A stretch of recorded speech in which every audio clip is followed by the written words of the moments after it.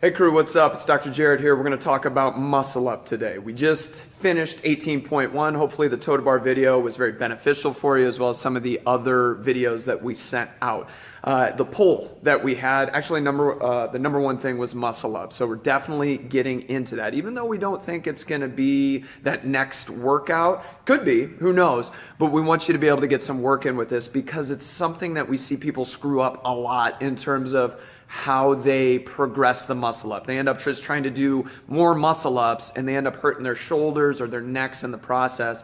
And hopefully this video will help you, give you an understanding of how to progress that, get the same amount of volume, but really diminish the amount of damage that you can do to your system. And so you don't just get one muscle up. Also, it's more that you own the muscle up, saying, hey, give me 3 minutes and I'll give you 3 muscle ups in a row. That's what we want to start to generate into the future. So hopefully this helps. All right, folks, we're back here talking about the muscle up. Hopefully the total bar went great. We're gonna just reiterate, these tutorials are supposed to help you with the open, but realistically help you understand the movements better, so that by 2019, when the open comes up again, you've really used these key points to dominate these movements. So hopefully it helped with the total bar, and we'll get into the muscle up right now. So you see this guy really struggling to try and get over the bar.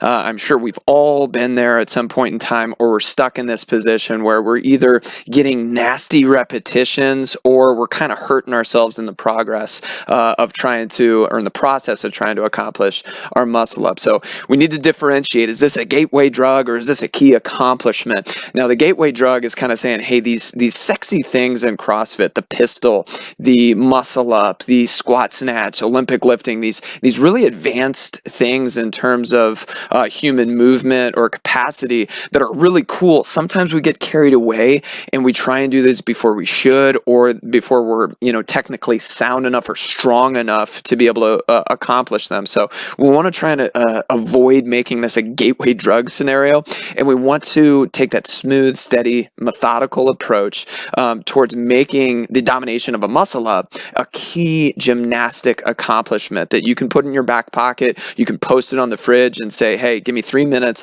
and I can give you 3 muscle ups in a row because I own this. I just got to prime it and get it set up, and I'll be able to do it every single day if I need to, instead of, oh yeah, I've done 1 or 2 super nasty muscle ups. We're going to definitely differentiate between those two.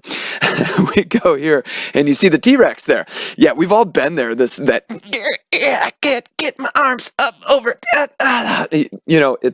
It's tough, and sometimes people just quit because they find themselves T-Rexing their muscle ups. They can't really get up and over through that transition. And we really want to make sure that instead of quitting and not doing the muscle up, we kind of start to understand and fall in love with the progression of dominating that transition and then connecting it as a component of the muscle up. So we'll get into that right now. Now, there's 6 steps. This is step number 1. And step number 1 isn't really an actual step. It's more of an understanding. So understand and respect the foundations of what the muscle up is. Now for CrossFitters, it's a pretty advanced gymnastic movement. Now gymnastics is just your body weight type movement. So a pull-up and an air squat, a push-up, those are kind of rudimentary or basic movements. We progress those to the chest to bar, where we get a nice deep pull, but we're able to strict chest to bar. That's a foundational component of the muscle up that you should have. So if you don't have a strict chest to bar pull-up, it doesn't make a whole lot of sense for you to try to get your muscle up. Same with a ring dip. That's an even more advanced thing because you're working on a dynamic surface as opposed to a static one with the bar. So the ring dip, the pull up, the chest to bar, especially the chest to bar and the ring dip, are really foundational components that we need to be able to do on a strict level with a lot of confidence before we really try to piece this in. Because if you throw momentum in to the equation with trying to combine the chest to bar and the ring dip, it's really a lot of work on the not only rotator cuff, but the cervical spine tissues, the soft tissues, the discs. And we just don't want to see people, throwing themselves into problem trying to skip step number 1. Understand and respect the foundations. And the final one is the kip. And realistically, a lot of people, oh yeah, I can kip. Now, like a really super good, low range of motion, high tension, super efficient kip is what we're talking about here. And realistically, we might even flip-flop flip-flop all of this to kind of learn how do I go through global flexion and global extension with the kip, then dominate my pull-up, then hit my chest to bar, and in the process be thinking of working my dip or my press stuff on either stationary bars, gymnastics, parallettes, or the rings themselves. So respect the foundations. Now, if we have those, but we don't have our muscle up, this is when we can start to get into some of this transition. The transition is really the key. The muscle up is a pull into a press. Well, that's neat and fine and dandy, but it's the transition of going from pull to press that is the really tough things. With this, we want to start to work easy transitions. And notice over there, I made easy really big, italicized, bold, underlines to say, don't make this hard. We want this to kind of be smooth and efficient so that you can start motor patterning this specific things. Now, if we roll through it, we'll be able to see, hey, with some of these, I start with my knees bent. I try and make this super smooth and easy, but I'm going to pop my hips, pull my arms, and tuck into that muscle up. I'm going to pop my hips, pull my arms, and tuck right into the muscle up. Now, again, when you see that, I want you to think, if I pop into that position, I'm not popping through, and I'm popping right into the bottom of the dip. And that's so important. A lot of times when people are doing this, they're popping into the top of the muscle up, and that's just not going to happen. I should actually pause there and go down even deeper into that dip to say, hey, on my first muscle up, I'm probably going to catch this really low, and I want to make sure my body's used to being in this position that's very, very low. If I can get this paused, come on.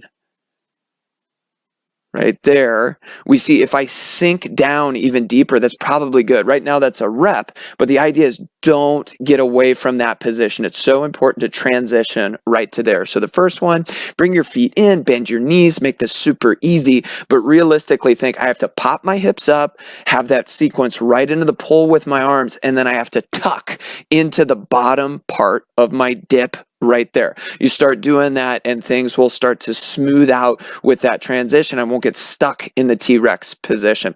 Now, as you get better to that, progress to advanced transitions when you are ready, when you are ready, when you are ready.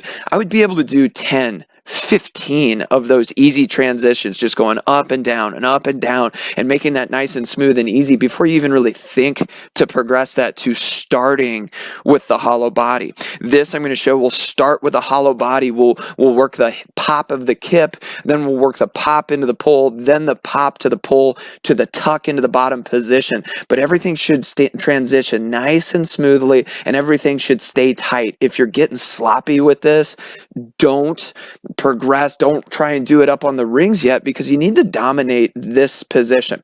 Now we'll go through this and we'll be able to see what I'm talking about here a little bit more specifically. Right here you see I'm pointed. I'm really trying to say, hey, that's my hollow position. Then I'm going to pop my hips.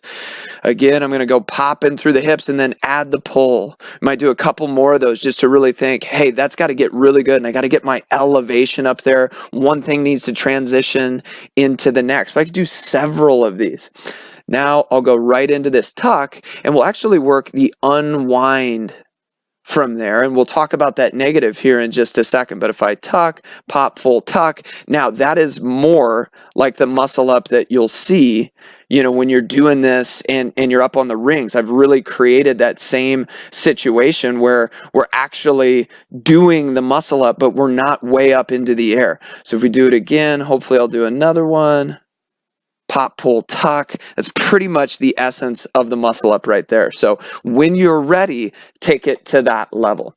Now, if we go to the next one, we go to step 4, work the muscle up negative to prime for the real deal. Now, we mentioned that before, but when we unwind from here and really do this negative, we're working that proximal strength. And CrossFit.com, I think maybe even the journal had something on proximal strength several years ago. It was very, very transcendent in terms of really helping me with my muscle up progression, helping me help many other people with it. So think of proximal strength, meaning I need to have my arms right up against my rib cage as I do this. I need to find a glute bridge. I need to go into a Pendlay row, and I need to build this eccentric strength. So these ideas of really being able to find a hard, this is where we make it hard. Early we make it easy. Here we make it hard in that negative so we can build strength where we're most vulnerable. Now we'll see a couple of these. You'll see again, I'm just going to unwind in that position, even pull myself tighter in there again. We'll come back up. On the way down, I'm really going to unwind into that glute bridge and kind of undo from that pen lay row. Being able to do 7 to 10 of those and really start to get a good understanding of how to work those small stabilization muscles is going to be so important to progress. We want to be able to do this before you're chucking your body weight on top of rings and you're 6-7 feet off the ground. We want to make sure that we've done something that's prepped us for that to avoid any types of injuries. Now, step number 5 is kip control. So now we're going to take this and we're going to put it into kind of the real deal here. We want to control the kip in these first variations where you see I'm just kind of going through some chest to ring pull-ups, but I'm controlling that. I'm not starting to get too swaying back and forth. I lose it a little bit, but the idea is to be able to do 3 to 5 of these and stay in good control through the shoulder girdle, down in through the system. Like I say, stay tight. Less range of motion with more tension is better. Control the consecutives and then go into the max elevation. You might do some max elevation singles where you feel your body floating at the top of that muscle up negative that we just talked about. Why? We want to be able to connect right there to tuck into that into the transition so you can actually get your first muscle up. So we'll roll through this. We'll see what I'm talking about here. You see, I'm kind of priming that hollow body position to think when I jump up there, global flexion to extension, pop up, really start to control these. And then I'll go down and they say, okay, now that was good. I feel good with my muscles. I feel good with my shoulder to get in and out of my kip. Now I'm going to really start to work on my max elevation here. And I'm going to go as high as I possibly can, kind of pop up and get that floating sensation. No, I'm not necessarily pulling it to my hips. I'm just trying to get as high as I can. We actually want to pull to the sides of our rib cage because that's where we're going to tuck and turn over. We don't want to turn over at the level of our hips, because that means we're going to have to get super duper high. If we can just get to that kind of lower armpit area of our rib cage, it's really where we're trying to find that muscle up progression. Now, if we go to step 6, it's time to put it all together. And notice we had 5 steps before we tried our first muscle up here, okay? And that is so important. You might not even try your first muscle up for 3 months, okay? You might not try it for another 4 or 5 days or 3 or 4 weeks. It's really up to you. If you follow the progression, you'll dominate this. If you don't, you'll continue to get frustrated and run into problems, or you'll be staring at the rings relatively quickly within a workout instead of plowing through under high fatigue levels. We need to kip and float. So it was that max elevation piece here of being able to kip and float into that position. When you feel that weightlessness, then we're really just doing this GHD sit up right into that tuck position, and then we can press out from there. So we're really just putting everything together here. We'll take a peek at 2 of them. This is just the last 2 things that I did before I left. Really feeling, hey, I get max elevation float, tuck, and then you see that nice, fluent, and effortless piece. If you go backwards and go through that, you can do that on the ground and really start to build your capability with your advanced transitions. If you combine that with your kip float, eventually you're going to get your first one and then realize, wow, this isn't necessarily that hard.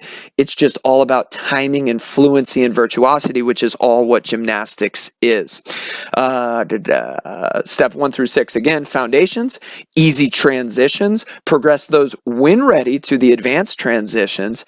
Don't forget to work your proximal strength to protect your neck, to protect your shoulders, protect your spinal discs with that negative.